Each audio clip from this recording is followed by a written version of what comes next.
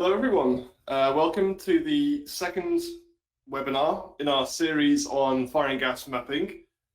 During the webinar, if you have any questions, please go ahead and ask them via the GoToWebinar interface. We do have 15 minutes for questions at the end, and if we don't have time for them all, we'll reply to them later via email. If you'd like to listen to the webinar again at a later date, we'll have the recording available on our website and on our YouTube channel. So in our previous webinar, we provided a background to fire and gas mapping in general, but today we're going to look at something relatively new, which is risk-based gas mapping. This subject has generated a lot of interest. Many people have questions about it, and it's a subject that I'm really interested in too. So I'm very happy to talk about this further. A little bit about me before we start. My name is Oliver Haynes. I am the co-founder of Insight Numerics and the lead developer of Detect 3D and Influx CFD software. I started my career in technical safety consulting, where I mainly focused on CFD projects, but my real interest is in developing CFD codes. I'm really interested in pushing the boundaries of what we can achieve with CFD, especially in the field of oil and gas safety. Before oil and gas, I got my PhD in computational fluid dynamics from the University of Manchester, and my master's in aerospace engineering from the University of Manchester as well. Bit of background to Influx. Insight Numerics. We're a company started in 2013 in Boston. As a company, we're quite unique because we develop and sell licenses to our software. We do not perform any consulting because we don't really want to compete with our customers. We develop two main software products: Detect 3D for geographic gas mapping, fire gas mapping, and was the subject of our previous webinar, and Influx, which we're going to talk about today, which is a CFD tool that we released just over 2 years ago and is already in use on many CFD projects, including risk-based gas mapping. Both software products are widely used. Influx was released about 2 years ago now, so it's used on many projects for CFD modeling and already on projects for risk-based gas mapping. We have a very broad base of customers with many different interests in this field, and all of them have an interest in risk-based gas mapping. So our goals today are really to familiarize you with risk-based gas mapping to start with. It's a new topic for many people, so we're going to start with the basics, but also provide a practical demonstration of how you can use it on your projects. So we're going to show how you can set up and run thousands of CFD simulations. In the demo that I'm going to do with Influx on this webinar, we're going to set up over 1,000 CFD simulations kind of live.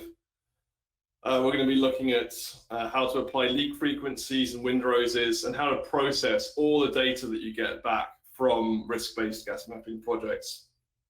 And we're also going to show you how you can use Influx to do all this and how easy it is to use, even if you've never used CFD before. So before we get into the rest of the webinar, I want to invite you to a quick poll, which I will just launch now.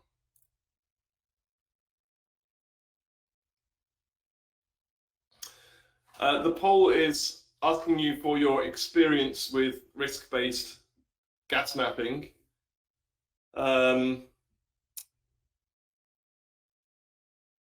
Thanks everyone for already answering. We've got a few results coming in now.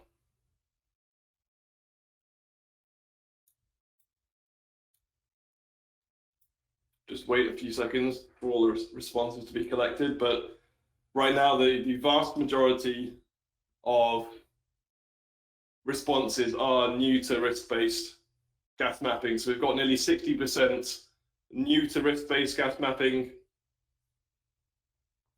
29% have outsourced some risk-based gas mapping work.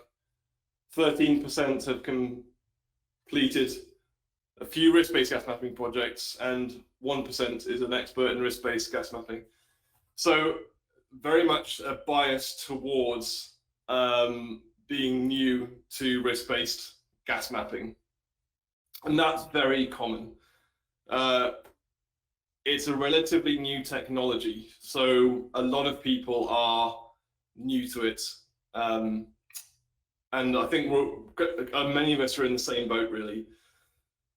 We're probably more familiar with geographic mapping. So I want to briefly touch on the differences between the two.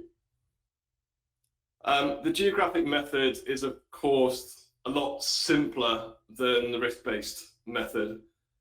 With the geographic method, you assume a certain gas cloud size. You kind of position the detectors based on that gas cloud size, which kind of conforms to a regularly spaced grid. But you don't perform any modeling of actual leaks. This is not true with risk-based gas mapping. It's really at the other end of the spectrum, in that you do perform modeling of all your leaks. You have no concept of a spherical gas cloud or a gas cloud diameter, all these concepts that are familiar to geographic mapping. Risk-based modeling simply models the dispersion of gas from leaks and uses the leak frequencies and windrows to calculate the coverage of the gas detector layout. The interesting thing that we're learning as we go along ourselves with developing both methods is that the two methods do give very different results. This is a really interesting challenge to our industry, of course. It's somewhat uncomfortable because we don't really want them to give the different results, but they really do give very different results in terms of number of detectors, where they're positioned, all kinds of things. They're completely different methods. So why choose risk-based gas mapping then?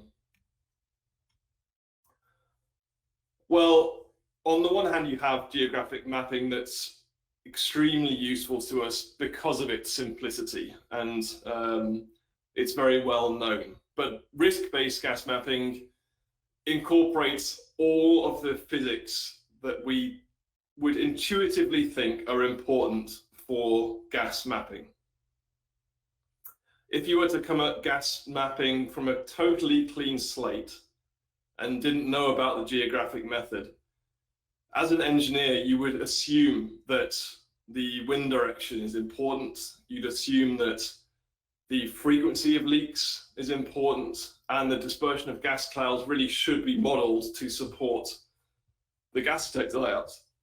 So it's really a method that is almost the intuitive way of doing risk-based, of doing gas mapping in general. Geographic mapping is less obvious because it doesn't do any of the modeling of the physical reality that we would expect as engineers. So that's one reason why we would choose risk-based mapping. It simply models the physical environment much more accurately than geographic gas mapping. And then we also get the knock-on benefits of that. We get safer layouts, we get better coverage, we get all the knock-on effects of having better gas detector layouts. But the other thing that is interesting is that it also reduces the number of detectors. That's what we've consistently seen on the comparisons that we've done between geographic and risk-based approaches. It looks like the assumptions of geographic gas mapping are far too conservative. They result in many detectors. And if you've done geographic gas mapping for an onshore project, this will be very familiar to you, because typically for onshore projects, geographic gas mapping gives you a lot of detectors, and risk-based mapping can reduce that. Now, as I mentioned, geographic gas mapping is very well supported. It's been the method of use for 20 years or so for gas mapping. It's written into many performance standards, and it's certainly true that risk-based gas mapping is less supported than geographic gas mapping. However, there are significant standards and guidelines out there. The most well-known is the ISA TR84 document, which really outlines a good structure for doing risk-based gas mapping.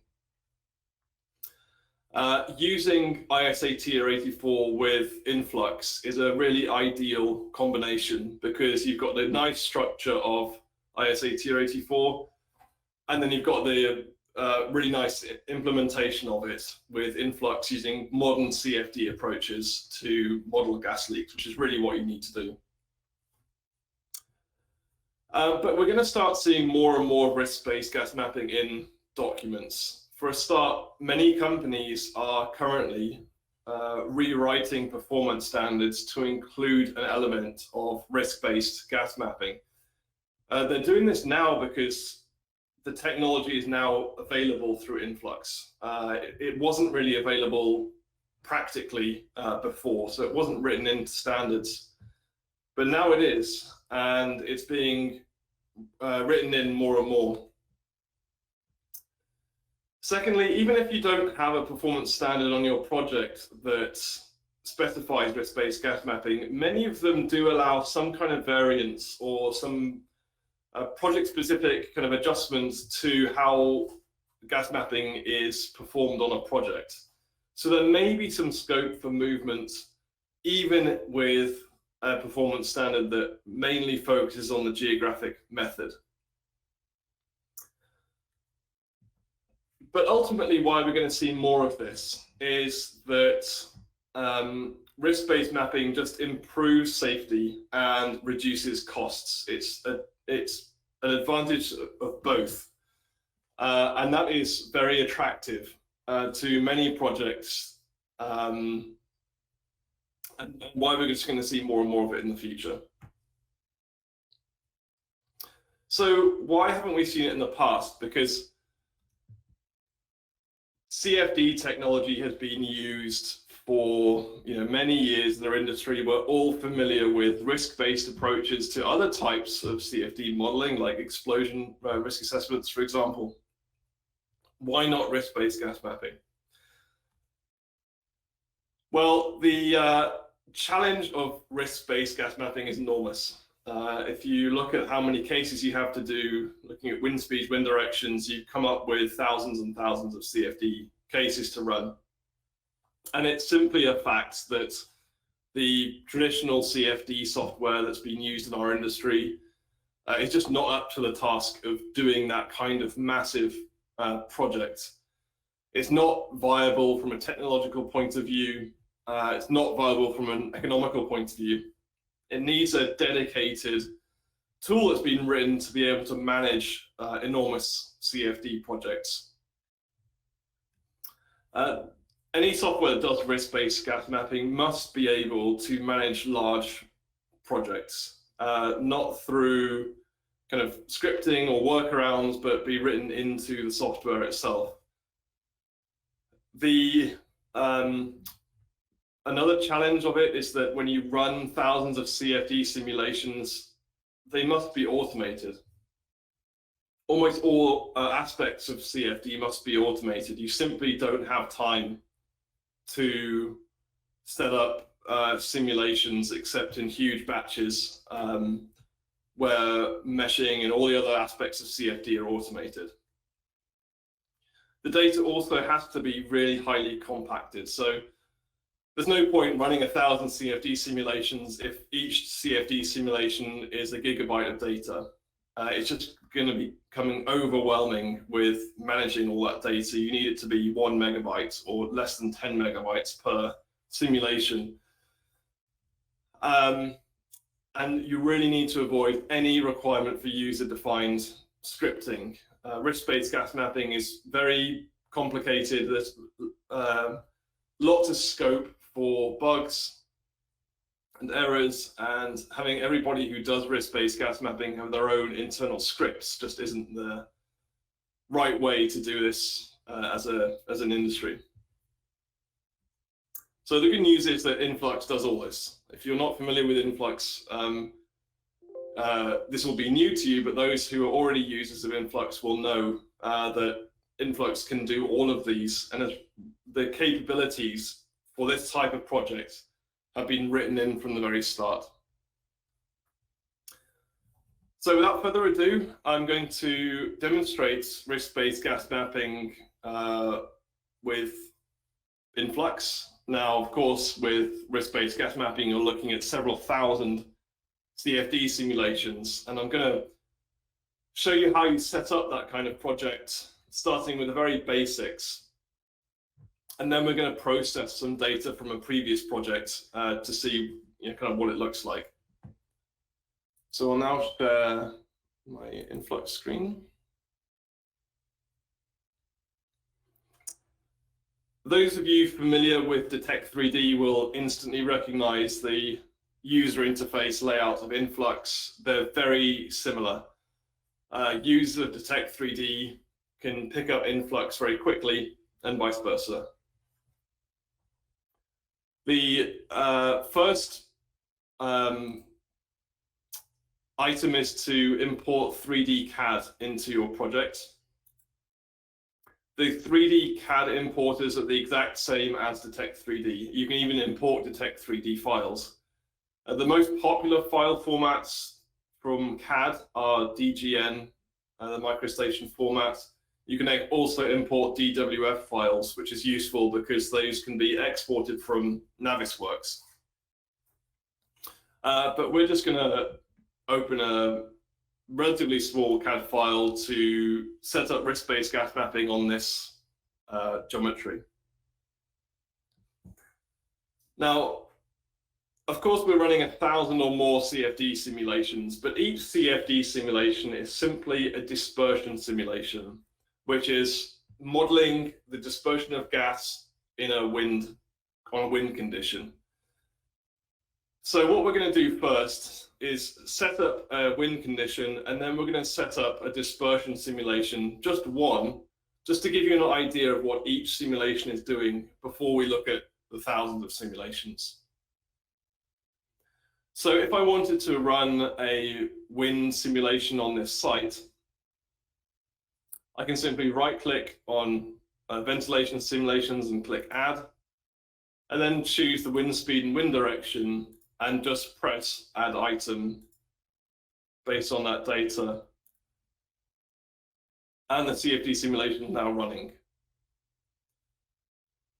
So you can see that it's very different from other CFD codes that you might be familiar with. It's highly automated. The only thing I did was to choose the wind speed and direction, that's it. What it did for me was to size the domain where we're doing the modeling. It automatically generated the mesh. The mesh also adapts around gradients of velocity and gas concentration. So it produces a very, very high quality mesh without having any interface with the user. It also set up the boundary conditions, it set up the numerics, it's collecting data that it needs, all automatic. So while that's running, what I'm going to do is to set up a gas leak on the site, and then I'm going to run a dispersion simulation. So to add a gas leak, we can just right-click and go to Add High Pressure Gas Leak.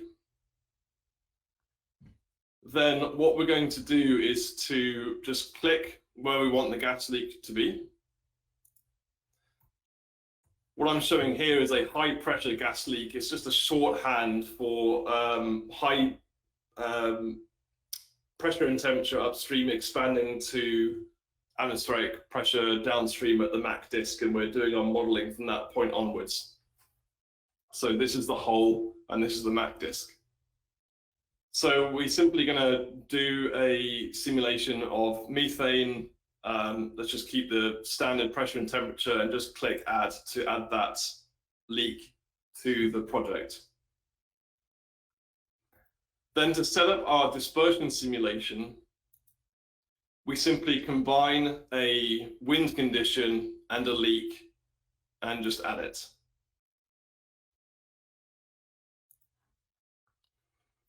So again, that CFD simulation is now running. So very minimal interaction for setting it up. At the moment, it's just generating the mesh, but once it's done that, it will run the dispersion simulation. Now, while it's doing that, you'll notice that I didn't add any frequency data for the leak itself. All of the risk-based data that you need to input is handled within Flux via the risk manager. If you open up the risk manager, you've got three main components. You've got the leak frequencies, wind conditions, and a summary of the whole project. For the leaks, I have just one leak that I added at the moment. But here I can edit its frequency. Let's say 2.5 times 10 to minus 4.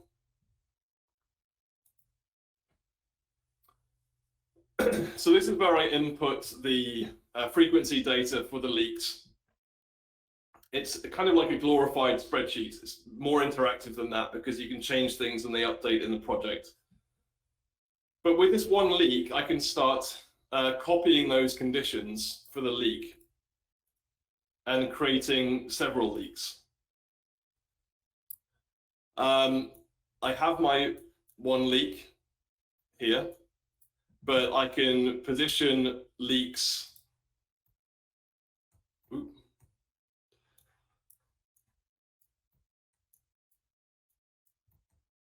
I can position leaks around just to model the same leak, but from different directions.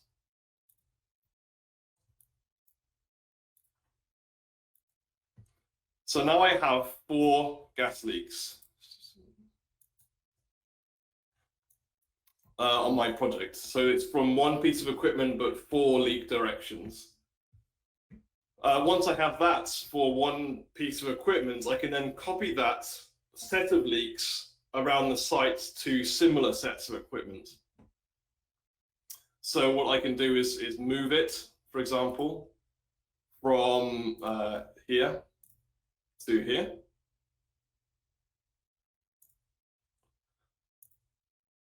I press confirm. So now I've got 4 more leaks just above it. And I can simply do that and go around the site and kind of add more and more leaks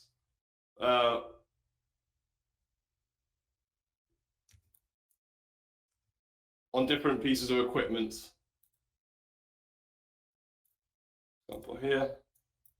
And I'll just do one more for completeness.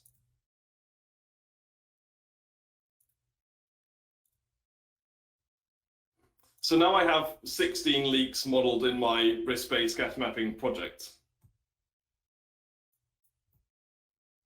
Now, commonly what we want to do is not just look at one hole size, we want to look at more than one hole size. We can do that by changing the diameter of the hole size, let's say to 20 millimeters. And if we copy all of those, you'll see now I've got more leaks, and now at 20 millimeters hole size instead of 50 millimeters hole size as before. Typically, smaller hole sizes will have higher frequencies, so I can change the frequency here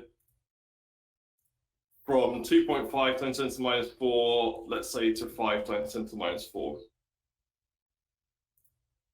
and that updates the frequency for the whole set of leaks. So it does take a bit of time to set up all of these gas leaks, but it's not too much time to do it. Just an hour or two will set up. You can set up several hundred gas leaks quite easily. Once we have our leaks, we also can add wind data for the site. So you can look at creating a windrows with different numbers of directions. I'll choose 8. You can orientate the windrows slightly off if there's a difference between your site north and the magnetic north. And then you can simply edit the numbers in here to change the windrows, for example. You can also edit the probability of certain wind speeds. So if on my site I have a much lower probability of high wind speeds, I can change those.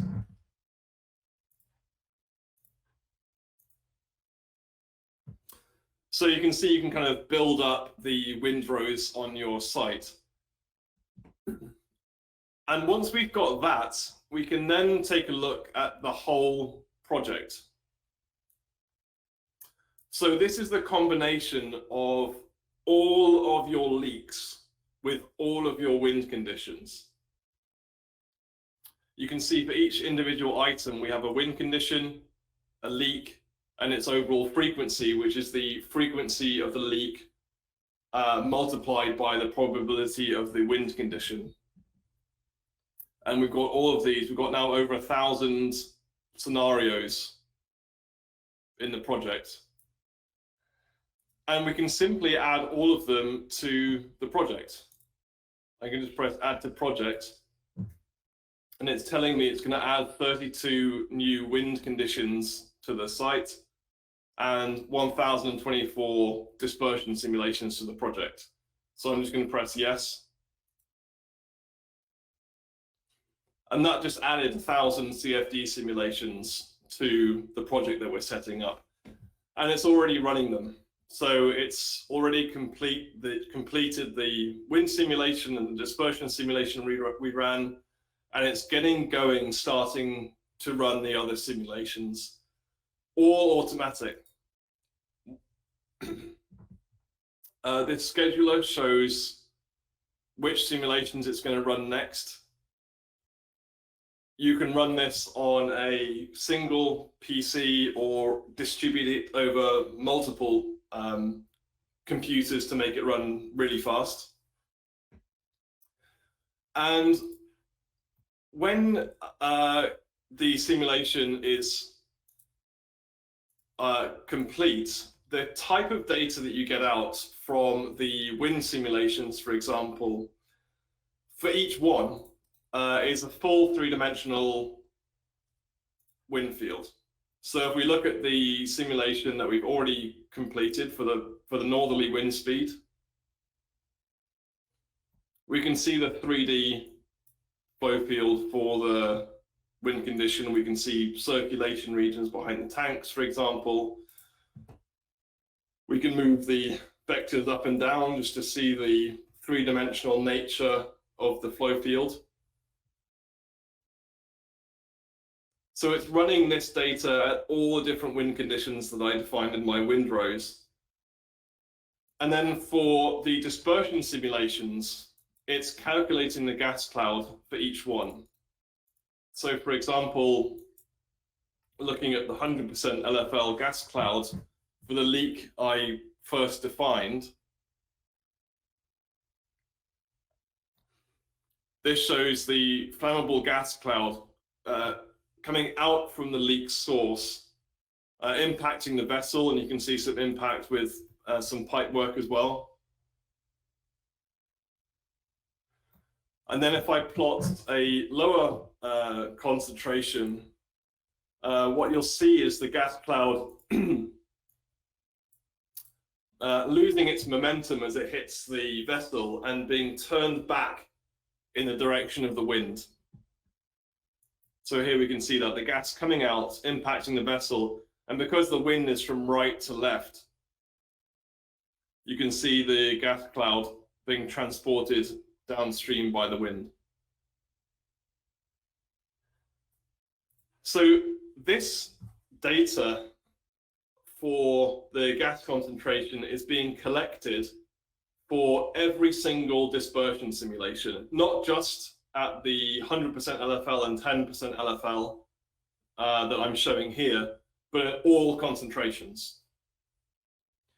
And based on that data, we can then calculate our optimal gas detector layout.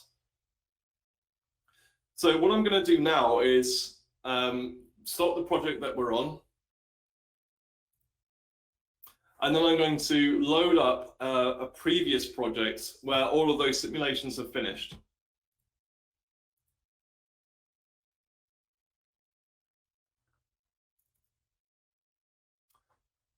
So this project uses the same geometry. It's got 192 dispersion simulations in it, which is quite small from a influx project, but you know, if you're familiar with CFD, it's a fairly significant CFD project. But with all those 192 dispersion simulations, we can now start to plot risk data, such as exceedance contours. So I'm going to add an exceedance contour for gas concentration.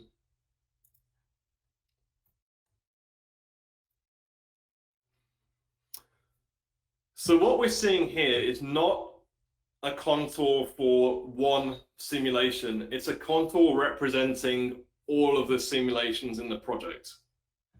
And it's showing that in this red region, for example,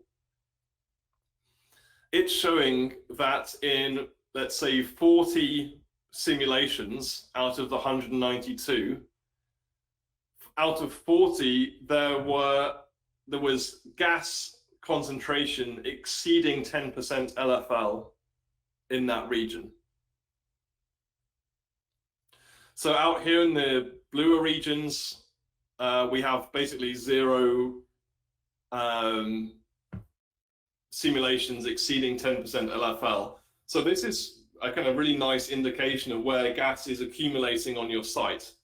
The red regions really highlight this, and we can move the contour around the site and really get a sense of where we need to position the gas detectors. Now, we don't need to look at just number of scenarios, but for each scenario, we can look at its frequency as well and add up all those frequencies. So if we do that and instead plot the exceedance contour by frequency, we can see that we've got 3 times 10 to the minus 4 in these regions. That's the frequency of gas exceeding 10% LFL in that region. Now, we can also provide some kind of weighting to the simulations by, for example, flammable mass. Because if we have a very tiny gas cloud, we probably don't want to worry about that as much as a very large gas cloud. And if we do that kind of consequence weighting, we can plot also by risk. So we can plot the actual risk contour. But going back to scenario for now, just to, for simplicity's sake, we can start looking at optimizing gas detector layouts based on this data. Now, obviously, the best place to put a gas detector is right in this red region. But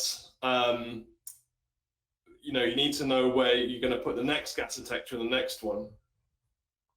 So the way you do this with Influx is just tell it a number of positions where you can position gas detectors. These would be places that are easy for installation and maintenance and things like that, just to give the software some options of where to put gas detectors. And based on that data, you can run optimization for the gas detector layout. And I've just done that here. What you need to really consider is this graph. On the x-axis, we've got the number of detectors.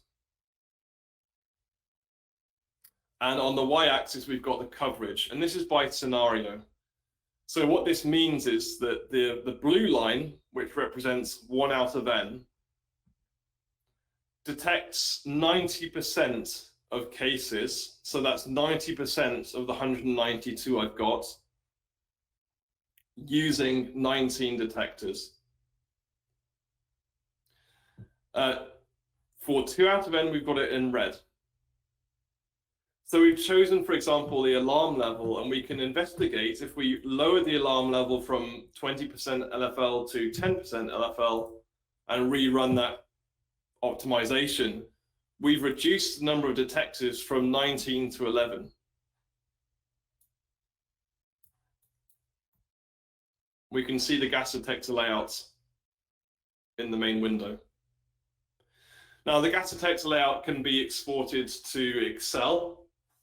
It can also be exported to Detect 3D. So you can export this risk-based gas detector layout and investigate it from a geographic point of view as well. You can also do the opposite.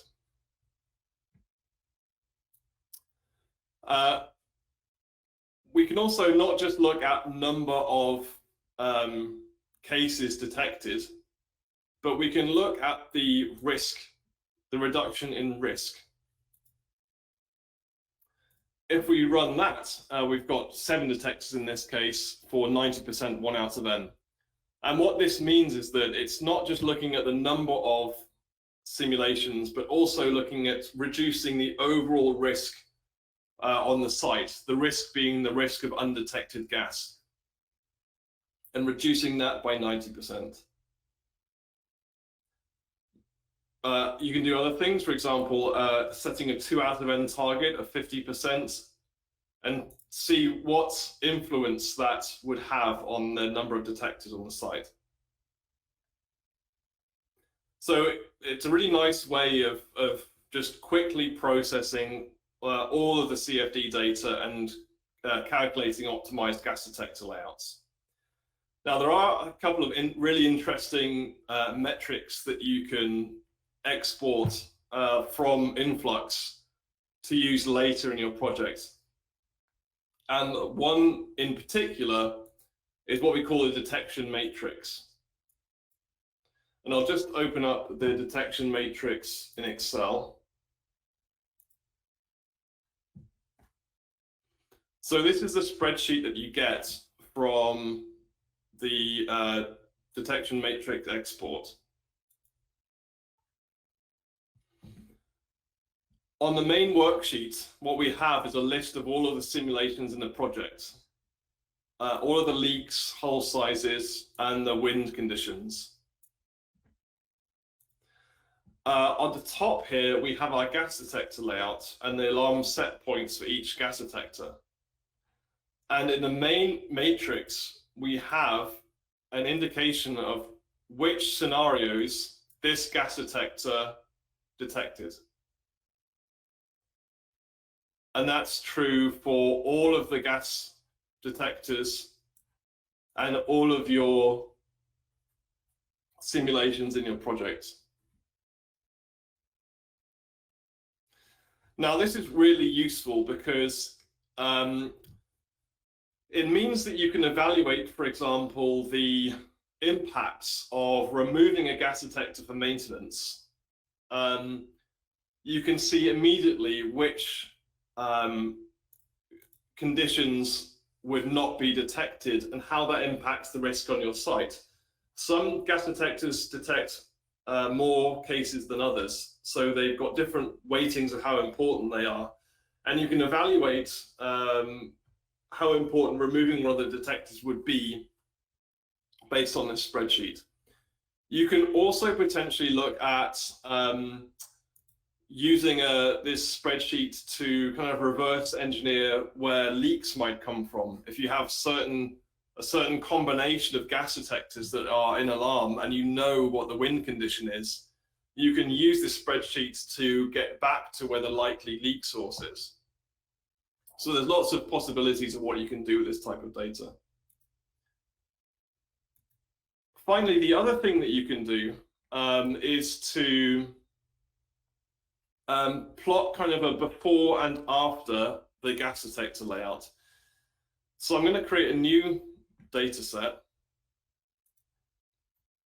And if you think about it, this is kind of what we're looking at, is the risk of undetected gas on the site, as if there is no gas detectors. But now that we've got our gas detector layout, we can actually look at the risk of undetected gas with the gas detector layout. Just give me a second to set this up.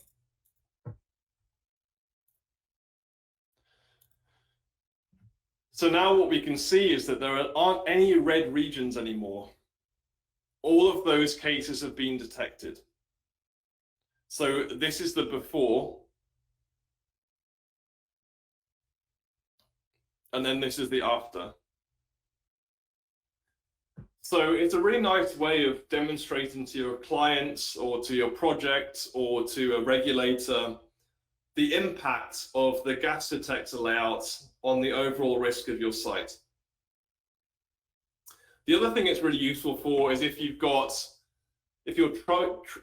having trouble getting a certain coverage on your site, you can use this type of data to plot where your undetected gas leaks are. And they'll often highlight regions where you haven't considered. And it's really interesting to put more options for the gas detector optimization in that region. And then you'll see that the coverage is achieved. So I know this is a lot to go through. We've gone through a huge amount today. I do want to bring the demonstration to an end there. Please, if you have any questions about this, please get them in on the GoToWebinar interface. Alan, do we have any questions to kick us off? Hi, Ollie. Yes. So when we are looking at however many scenarios and these modeling, is there a way to demonstrate results are independent of the number of scenarios, or at least you're approaching a converged solution, basically asking how many scenarios is enough? Is there a limit? Yeah, that's a really great question. And I think that's one of the areas of research for risk-based gas mapping in general. One way you can demonstrate convergence is by looking at if you have a complete set of, let's say, 10,000 CFD simulations. What you can do is look at the gas detector layouts from random sets of 1,000 simulations and then random sets of 2,000 or 5,000 and see how many detectors are required as the number of cases goes up.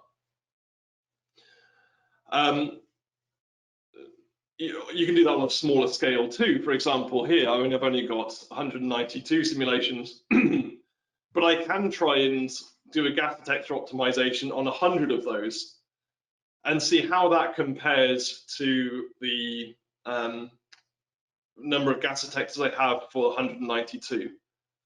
That's very simple to do. And if that number is going up significantly, it's an indication I need to do more simulations. So there are ways to look at the convergence of the overall project, and that's a really interesting question. but it's difficult to give really solid guidance on that. I would say that the very important aspect of risk-based gas mapping is to look at a QRA, understand exactly what's going on your site, trying to compare that with the 3D model, and really try to understand where the highest frequency leaks are from, and go from there on your project. So it's a great question, and certainly something to consider on your projects. Do we have another question, Alan? Yeah, Cyril, if we have time. Going on that line of QRAs, could influx be used for a QRA itself?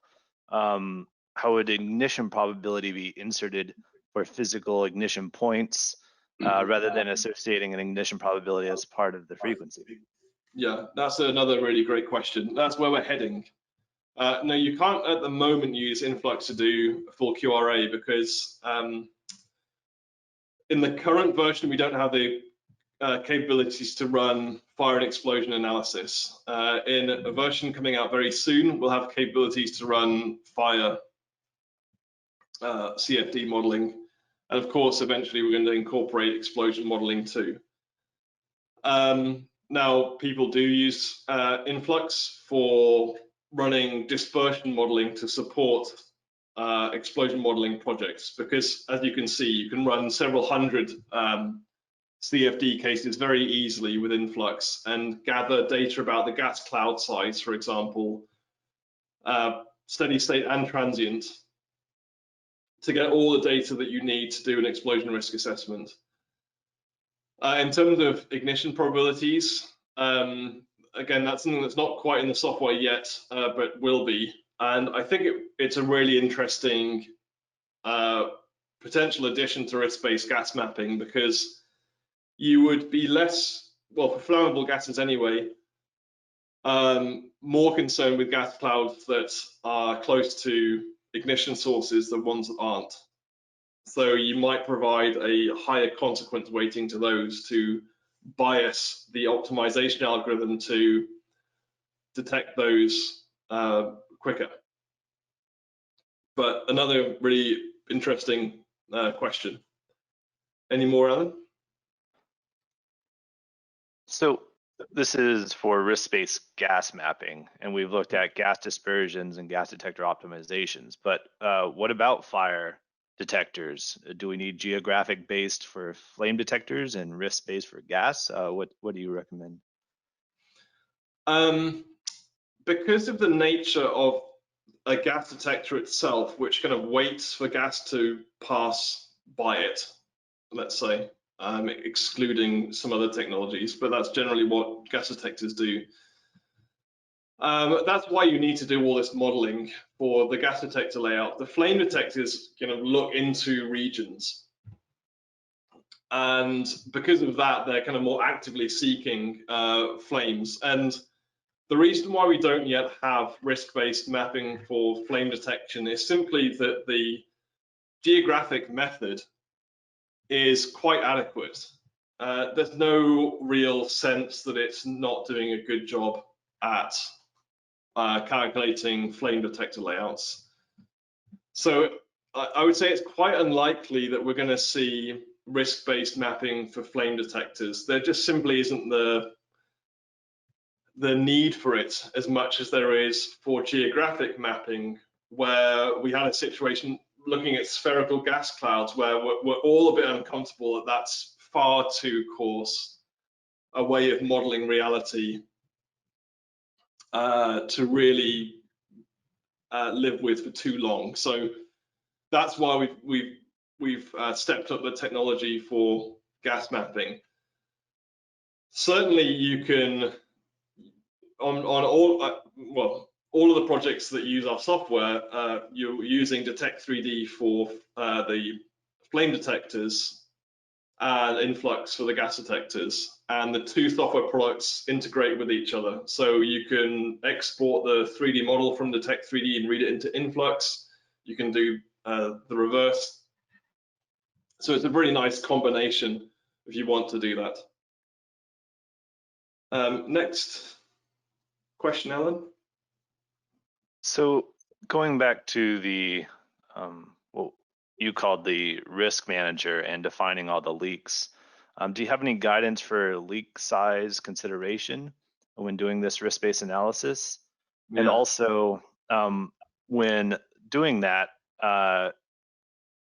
we had a kind of similar question with the leak size was assumed, but how does Influx deal with kind of a high pressure and a low pressure version of that same leak size? Mm-hmm. Yeah, you can look at different. You'd have to create well, for the second question, you have to create a separate version of that leak at a lower pressure, and you'd apply a different frequency to it if that was a separate process condition. If you're talking about transient depressurization of the inventory supplying the leak source, you can add that with Influx. You can add blowdown, you can add all types of physics incorporated into the depressurization of the leak source. Obviously, you have to then run the simulations transiently, which is fine. You can do that risk-based gas mapping with transient CFD as well. In terms of the leak size, it's a really interesting one. Often the comment that I hear when people are talking about risk-based gas mapping is that we must look at very small leaks because they're the most frequent. And of course, it's true that small leaks are more frequent. But we have to think about what are we using the gas detector layout for. We're not trying to detect every single gas leak. What we're trying to do is to ultimately overall reduce the risk on the site. And if you have a look at the QRA, for example, that will tell you that perhaps your most important risk is associated with explosion modeling, explosions. And in that case, you have a sense of how big your cloud size has to be before it really develops significant overpressures on your site. And really what you're trying to do is detect that those cloud volumes.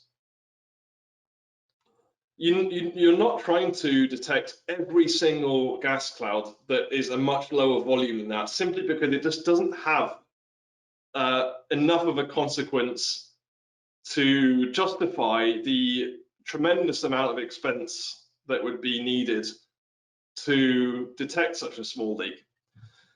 So there is a kind of happy medium about what size of leak that you need to consider for risk-based gas mapping.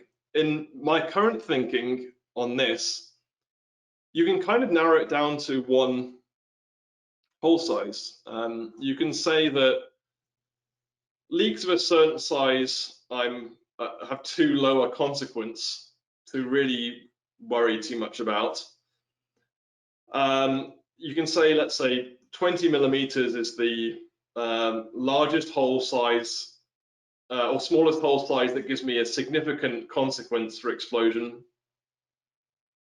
If you develop your gas detector layout for that hole size, you can pretty well assume that larger gas leaks are also going to be detected by the gas detector layout.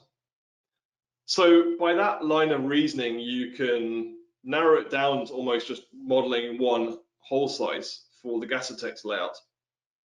Now, that maybe seems sensible to some people, it may not seem sensible to others, and certainly you don't have to do that. You can model small, medium, and large hole sizes for the gas detector layout if you'd like. It's just a way of reducing the number of simulations needed for the project. Alan, a couple more questions maybe? Yes, so going back when you were defining the leaks, you used a pure methane leak. Can we do the same looking at different components like heavier gases like propane and ethane? Yeah, you can create multi-component gases. You're right, I did just do methane gas leak, but you can, for example, as I'm doing here, you can create different components in your gas, and you can also include things like hydrogen sulfide or any kind of toxic gas. When you do that and you add a leak that uses that multi-component gas mixture, Influx will automatically change the CFD simulation to a multi-component simulation. And then you can start collecting risk data, not just about the flammable gas, but about the toxic gas too, and do risk-based gas mapping for toxic detection. I think this is actually one of the sort of major use cases for risk-based gas mapping is onshore sites where you have toxic gases. Because geographic mapping really, the whole assumption of a gas cloud size comes from explosion modeling, combustible gases. It doesn't make too much sense for toxic gas detection. And when you look at toxic detection layouts from the geographic method, you know, you have a lot of questions, put it that way. Whereas when you've got CFD modeling supporting toxic gas detection, it's just a lot higher quality of modeling that you're doing to calculate your gas detector layout. Alan, I think we've got time for probably one more question or two if it's quick.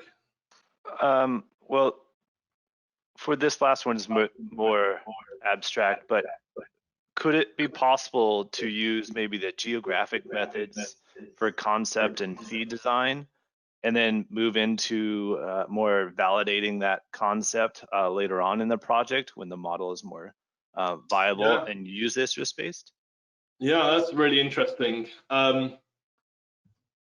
Well, let's think about timelines a second. Yeah, I mean, that does sound sensible in a way, but you have to think, are you potentially opening up a can of worms later in the project? If you have a simple, or you can create a very simple 3D model of your site, you can do a whole risk-based gas mapping project, even if it's got a couple of thousand of CFD simulations, you know, in a day or two. It's not a project that takes weeks or months to do. We've done projects that have, you know, 5,000 CFD simulations, and we've from start to finish, it's been a week. So it's not that long. So you can certainly consider doing risk-based gas mapping at feed. If you, although I do agree it's sensible to use geographic gas mapping at feed, and it's also maybe sensible to do geographic gas mapping on some parts of your site where you've got like lower risk areas, or it just doesn't warrant doing risk-based gas mapping. You can just use geographic gas mapping. As I mentioned, you might be opening up a can of worms because, as I said on my slide, the two approaches give very different gas detector layouts. So in the sense of validating you know, geographic detector layout, that's not going to happen. You're going to get a very different gas detector layout from risk-based methods. So as long as you're okay and know that up front, that that's going to happen, then that's okay. Maybe just one more question, Alan. Just a quick one. To close, maybe is there a way to model evaporation from flammable liquids in Flux? Yeah, you can do that. We're improving our capabilities for that for multi-phase flows. It's going to be out later this year, but at the moment, if you know your evaporation rate, you can just add a low pressure leak source. You can combine that with a high pressure leak and get the two of them. So there's many different types of leaks you can do, and all those can be incorporated into risk-based gas mapping. Thank you for that question as well. I think we'll draw it to a close there. See, it's been extremely lively on the questions. If we haven't got to your question, we will get back to you on email. I want to thank everybody for attending. We are hoping to have future webinars on risk-based gas mapping. There's lots to talk about with this, and it's very interesting stuff. So keep an eye out on the newsletters and LinkedIn. And with that, I will thank you and draw the session to a close.